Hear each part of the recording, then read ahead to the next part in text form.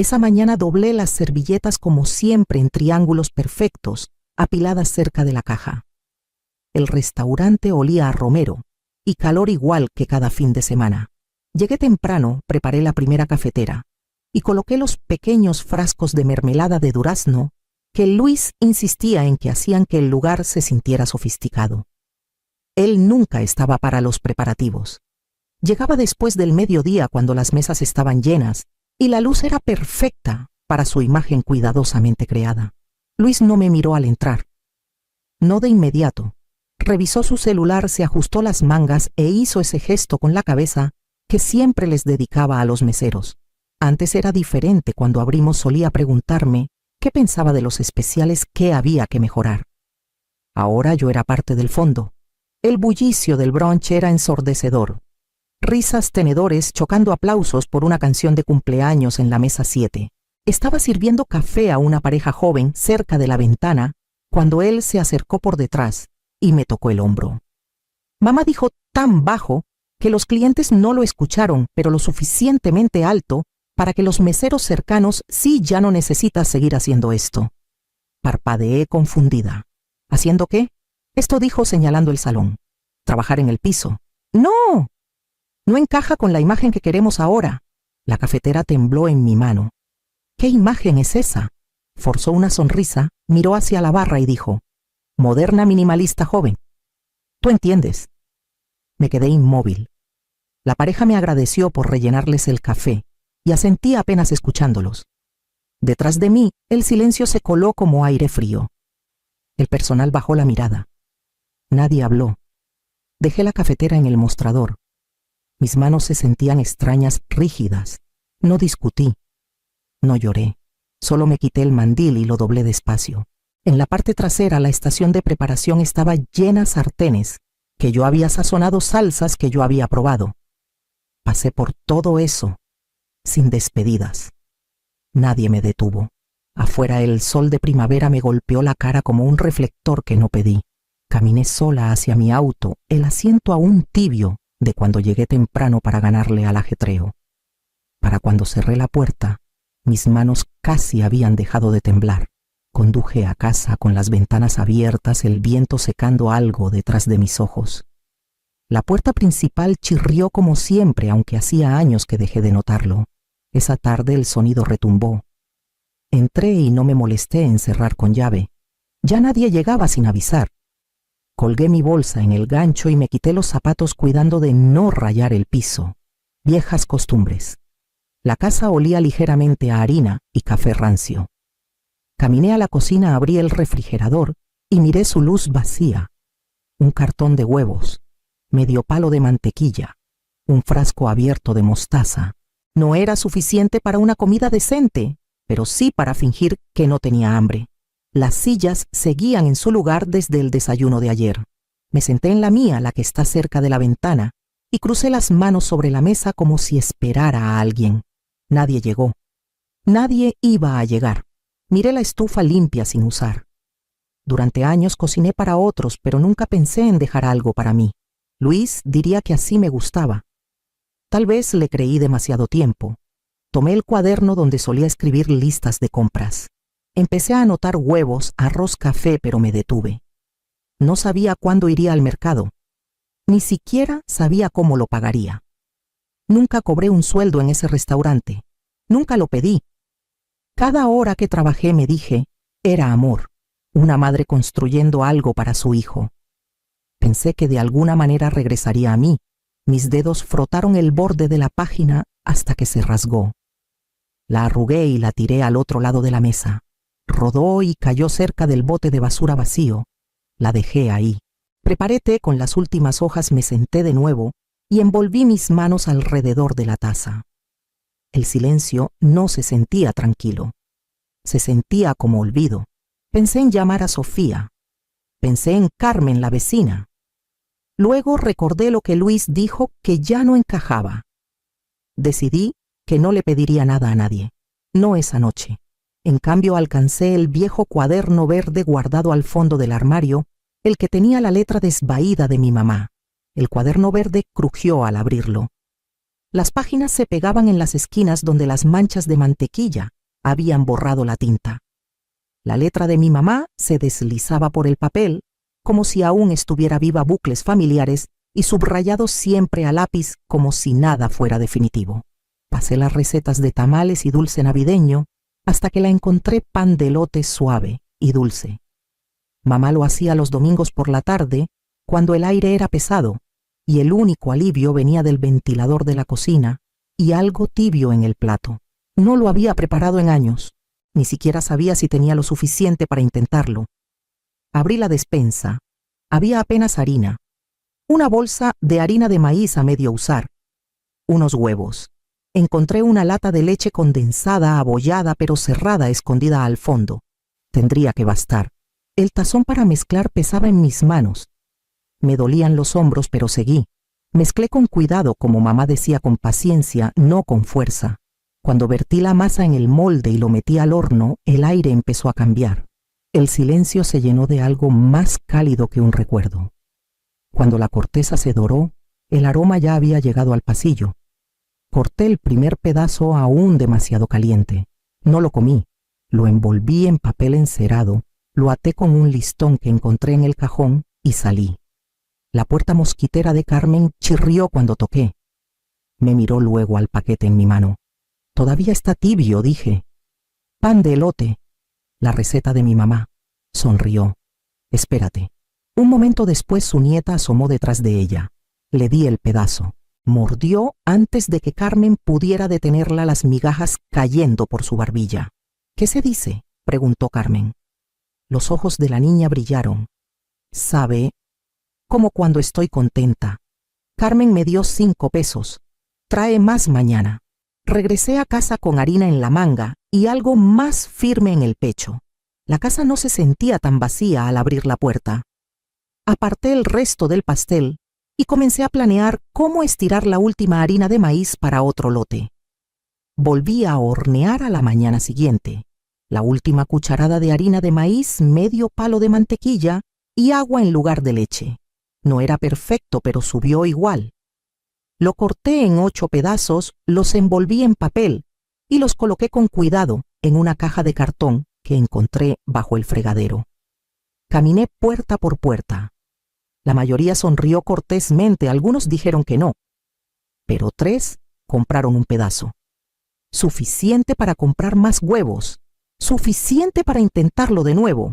Seguí horneando. Un día pedí harina prestada a Carmen y se la pagué con pan al siguiente. La estufa estaba encendida de mañana a noche. Mis manos se acalambraban de tanto mezclar. Mis rodillas dolían de estar de pie. Pero los pedidos llegaban. No muchos, solo los suficientes para seguir adelante. Después de 2 semanas compré mi propio costal de harina. Después de 3 pagué la renta a tiempo. La gente empezó a pedir sabores. Podía agregar canela, hacer bandejas pequeñas para cumpleaños. Lo anoté todo en un cuaderno y aprendí a decir que no cuando no tenía con qué. Un sábado alguien tocó. Me limpié las manos en el mandil y abrí la puerta. Sofía estaba en el escalón con una bolsa de limones y cara de cansada.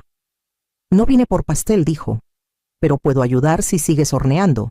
Me hice a un lado. «No hablo mucho, yo tampoco». Rallamos cáscara de limón, doblamos masa y lavamos tazones sin preguntarnos por qué había pasado tanto tiempo. Ella ató las cajas con cuidado. Le di un pedazo cuando terminamos y no dijo gracias, solo dio un mordisco y asintió. Esa noche durmió en el sofá cama del cuarto delantero. La escuché dar vueltas por horas, pero a la mañana siguiente ya estaba en la cocina antes de que abriera los ojos.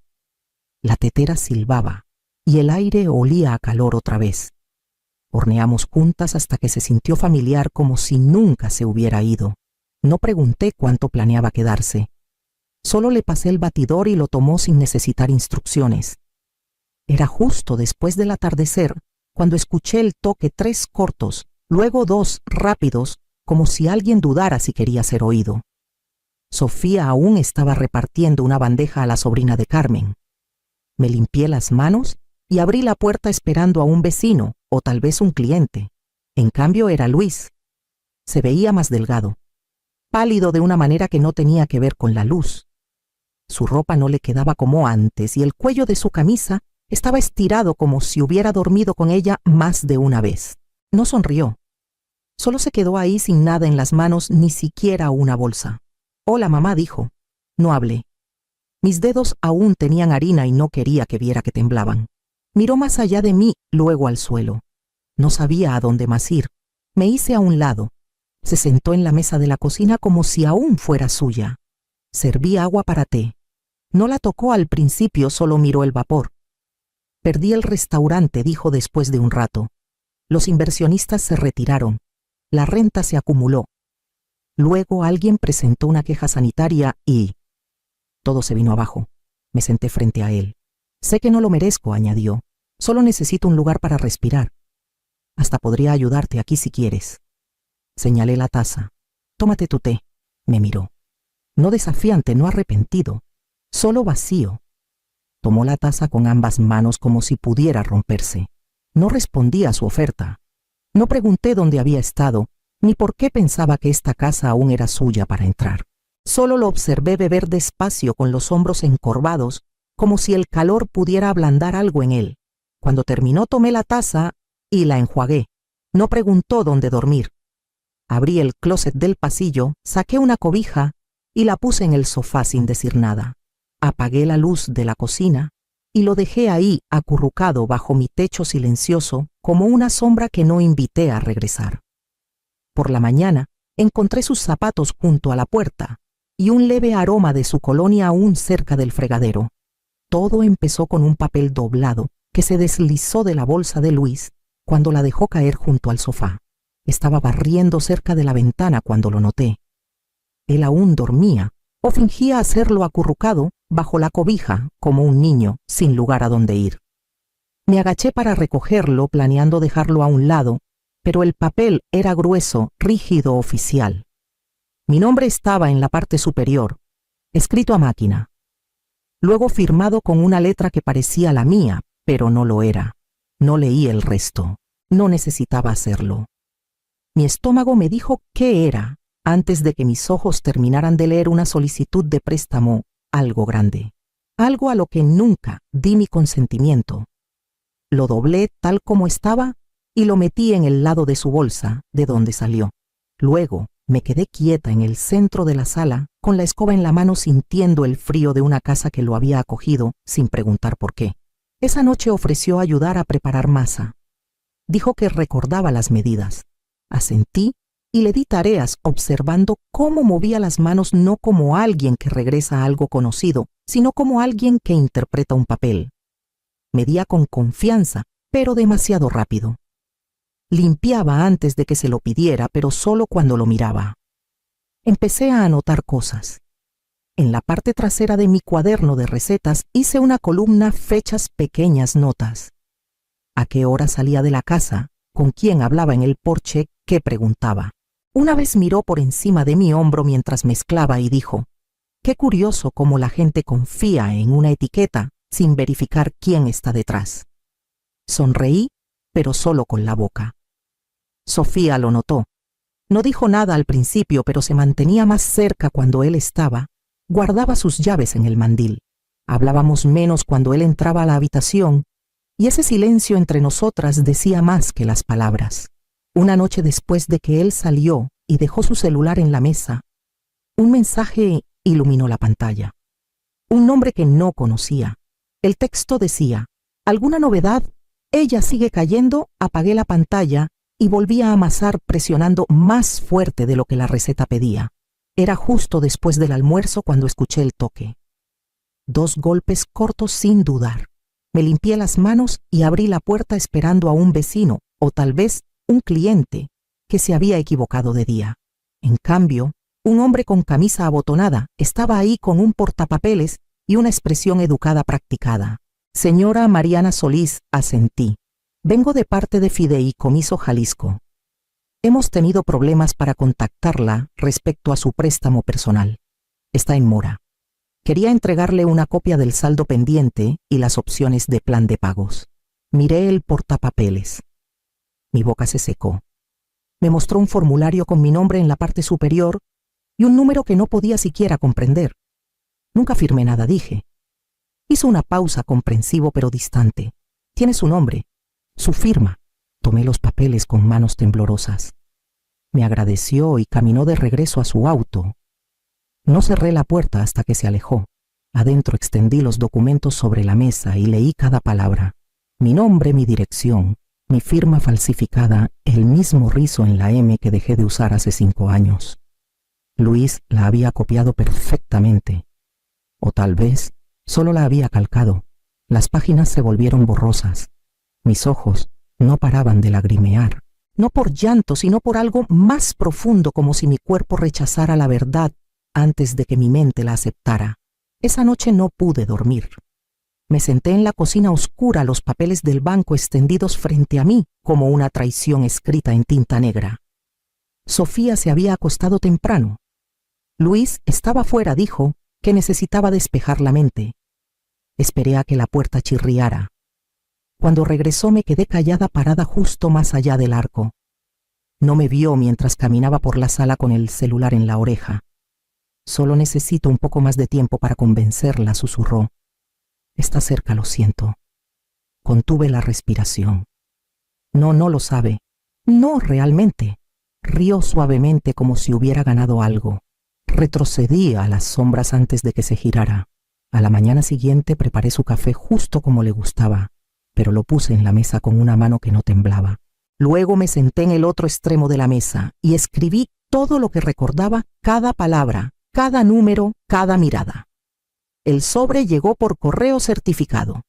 Su nombre estaba arriba, el mío debajo, y las palabras disputa de propiedad intelectual estampadas en negro. Lo leí una vez, luego otra. Luego lo puse plano sobre la mesa de la cocina y volví a doblar masa. Dijo que yo había tomado lo que era suyo. Las recetas, el nombre, la idea. No le respondí. No entonces ni cuando me acorraló en el pasillo esa noche, preguntando cómo podía hacerle esto. Solo lo miré firme y en silencio hasta que se alejó. Sofía pidió tiempo libre en su trabajo. Reunió fotos viejas, yo con mandiles, antes de que su restaurante siquiera existiera. Notas del cuaderno de recetas de mi mamá. Mensajes de vecinos que recordaban el primer pedazo. Carmen escribió una carta a mano. Hasta la niña que probó el pastel primero ofreció hablar. En la corte usé el único vestido negro que tenía y hablé con calma. Les conté de los años que trabajé sin sueldo, los ingredientes comprados con mi dinero, el cuaderno original con la letra de mi mamá. Les mostré los documentos que guardé, el aviso del préstamo, la firma falsificada. Luis desvió la mirada cuando lo pasaron por la mesa. Llamó a todo un malentendido. Dijo que era una confusión familiar, pero ni el juez parecía creerle. Su abogado dejó de objetar a la mitad. Cuando terminó, fallaron a mi favor. Las recetas eran mías, el nombre era mío, la deuda no. Fuera del juzgado, Luis no habló. Sofía se paró entre nosotros con los brazos cruzados. Lo miré por última vez y vi en qué se había convertido pequeño, no por falta, sino por elecciones. No regresamos juntos a casa. No preguntó dónde estaría. Y no se lo ofrecí. En cambio, me volví hacia Sofía y le pregunté si quería parar por harina. Vino 2 días después de la audiencia, sin avisar. Solo el mismo toque, más suave esta vez. Abrí la puerta y no me hice a un lado. Me voy, dijo. Pensé que debía saberlo. Su rostro era diferente, menos pulido, más cansado. No traía nada. Ni bolsa ni sobre, solo sus palabras. Desistí de la apelación, añadió. No le vi sentido. Asentí una vez. Esperó como si quisiera más, pero no dije nada. El silencio entre nosotros llenó cada rincón de la sala. Lo siento, dijo entonces. Por lo que vale. No sonaba ensayado, pero tampoco pesado. Solo algo que debía decir. Una línea antes de salir. Sé que arruiné todo, continuó, pero gracias por todo. Miró alrededor de la cocina, la misma que solía decir que era demasiado pequeña. Luego sus ojos cayeron en la rejilla junto a la ventana donde 3 pasteles descansaban bajo un paño. Sonrió débil y vacío. Me hice a un lado, no como invitación, sino para darle espacio para irse. Parecía querer decir más, pero su boca nunca se abrió. Pasó junto a mí, bajó los escalones y salió a la calle sin mirar atrás, sin maleta, sin abrazo, sin promesas. Me quedé en el umbral hasta que no lo vi más. Luego cerré la puerta suavemente y volví al mostrador donde el último lote aún necesitaba cortarse. Las mañanas volvieron a sentirse suaves. Despertaba antes del sol y escuchaba el zumbido tranquilo de la casa. El horno calentaba las paredes antes de que empezara el día, y el olor a maíz y canela se colaba por las cortinas como antes. Los pedidos llegaban uno por uno, luego dos. Carmen mandó a su prima. Una compañera de Sofía pidió una bandeja para un cumpleaños. La voz se corrió de la manera que me gustaba, constante, honesta, real. Una noche después de que Sofía se fue a dormir, saqué el sobre del fondo del cajón, los papeles del préstamo, la firma falsificada, todo intacto como si esperara una palabra final. Los llevé afuera, encendí un cerillo y acerqué la llama a la esquina. El papel se curvó lentamente, los bordes brillaron antes de desmoronarse en negro. Miré hasta que la última chispa se apagó, luego vertí las cenizas en una maceta y me limpié las manos. Cuando volví, Sofía estaba en la cocina riéndose de algo en la radio. Tenía harina en la mano y un tazón en la mano. No pregunté qué estaba preparando, solo me uní a ella. Horneamos hasta que las ventanas se empañaron y la risa se quedó sin aliento. Los pasteles se enfriaron bajo el paño otra vez. El cuaderno quedó abierto sobre la mesa con páginas manchadas por los años. Pero el nombre en la etiqueta en cada caja, cada recibo, cada palabra que salía de esta casa, era el mío. Silencioso, constante, inquebrantable, como siempre lo había sido.